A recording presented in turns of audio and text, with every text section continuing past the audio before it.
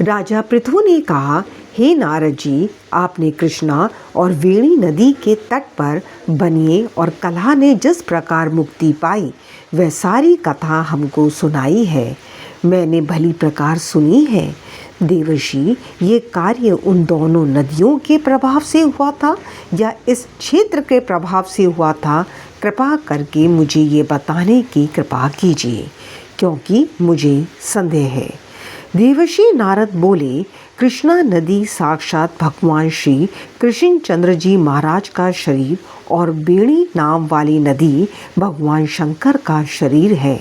इन दोनों नदियों के संगम का महत्व श्री ब्रह्मा जी भी वर्णन करने में असमर्थ है। फिर भी चूंकि आपने पूछा है, अतः मैं आपको इनकी उत्पत्ति का वृतांत सुनाऊंगा। ध्यानपूर्वक सुनिए। चाक्षुक मान्यवंतर के आरंभ में श्री ब्रह्मा जी ने साय पर्वत के शिखर पर यज्ञ करने का निश्चय किया। वह सब देवताओं, भगवान विष्णु, भगवान शंकर और यज्ञ की सारी सामग्री लेकर उस पर्वत के शिखर पर गए। तब महर्षि भृगु आदि ऋषियों ने ब्रह्म मुहूर्त में उन्हें दीक्षा देने का विचार किया। इसके बाद उन्होंने श्री ब्रह्मा जी की पत्नी सुरा को बुलावा भेजा। वह बड़ी आहिस्ता आहिस्ता आ रही थी। इस बीच में श्री भृगु जी ने भगवान विष्णु ने पूछा, हे प्रभु, आपने स्वरा को शीघ्रता से बुलाया था, वह क्यों नहीं आई? यदि ब्रह्म मुहूर्त टल गया तो फिर दीक्षा का कार्य कैसे होगा? इस पर भगवान विष्णु ने कहा, यदि स्वरा यथा समय यहाँ पर ना आई तो आप गायत्री को ही स्त्री मानकर दीक्षा विधान कर दीजिएगा। क्या गायत्री पुण्य कर्म में ब्रह्मा जी की स्त्री नहीं हो सकती? नारद जी बोले, भगवान विष्णु ने भगवान शंकर की बात का समर्थन किया। यह बात सुनकर भृगु जी ने गायत्री को श्री ब्रह्मा जी के दाईं ओर बिठाकर दीक्षा विधान आरंभ कर दिया। ऋषि मंडल गायत्री को दीक्षा दे ही रहा था कि इतने में सुरा भी यज्ञ मंडप में आ पहुंची। श्री ब्रह्मा जी के पहलू में गायत्री को देखकर ईशा से क्रोध करके कहने लगी। सुरा ने कहा, जहाँ अपूज्यों की पूजा होती है और पूज्यों की अप्रतिष्ठा होती है, वहाँ पर दुर्भिक्ष, मृत्यु तथा भय तीनों अवश्य में हुआ करते हैं।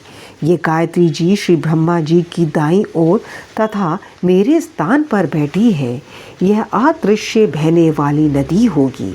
आप लोगों ने अविचार से इसे जो मेरे स्थान पर बिठाया है, अतः आप भी सबके सब जड़ रूप नदियाँ होंगी।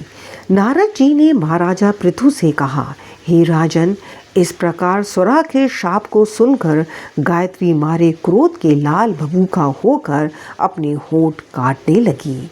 देवताओं के मना करने पर भी उसने उठकर सुरा को श्राप दे डाला।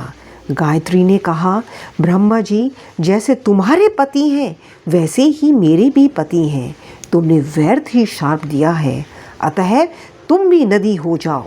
नारद जी ने कहा, तब तो देवताओं में खलबली से मच गई। वह सुरा को दंडवत प्रणाम करके कहने लगे, हे देवी, तुमने जो ब्रह्मा आदि सब देवताओं को श्राप दिया है, इससे यदि हम सब जड़ रूप नदियाँ हो जाएंगे तो फिर निश्चय ही यह तीनों लोक नष्ट हो जाएंगे, क्योंकि यह श्राप तुमने बिना विचारे दिया है, अतः तुम इसको वापस ले लो। सुरा ने कहा, हे देवतागण, चूंकि आपने यज्ञ का आरंभ में गणेश पूजन नहीं किया है, इसलिए ये विघ्न उपस्थित हो गया है। मेरा ये शाप कभी खाली नहीं जा सकता, इसलिए आप सब अपने अपने अंशों से जड़ीभूत होकर अवश्य में नदियाँ बनोगे। हम दोनों सौते भी अपने अपने अंशों से पश्चिम में बहने वाली नदियाँ बनेंगी। देवर्षि नारद जी ने राजा पृथु से कहा, सुरा के ये वचन सुनकर सभी देवता विष्णु शंकर आदि अपने अपने अंशों से नदियाँ बन गए।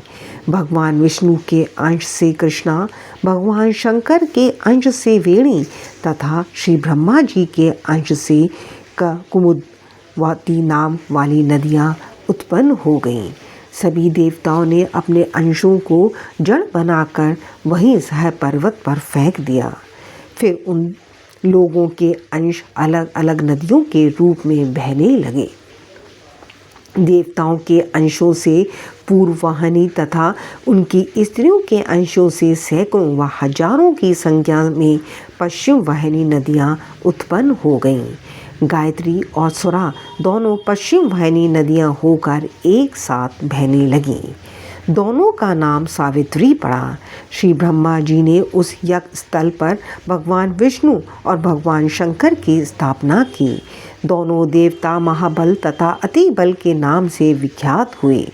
हे राजन, कृष्णा और वेणी नदी की उत्पत्ति का वर्णन जो मनुष्य सुनेगा उसको दर्शन व स्नान का फल प्राप्त होगा। हरे कृष्णा।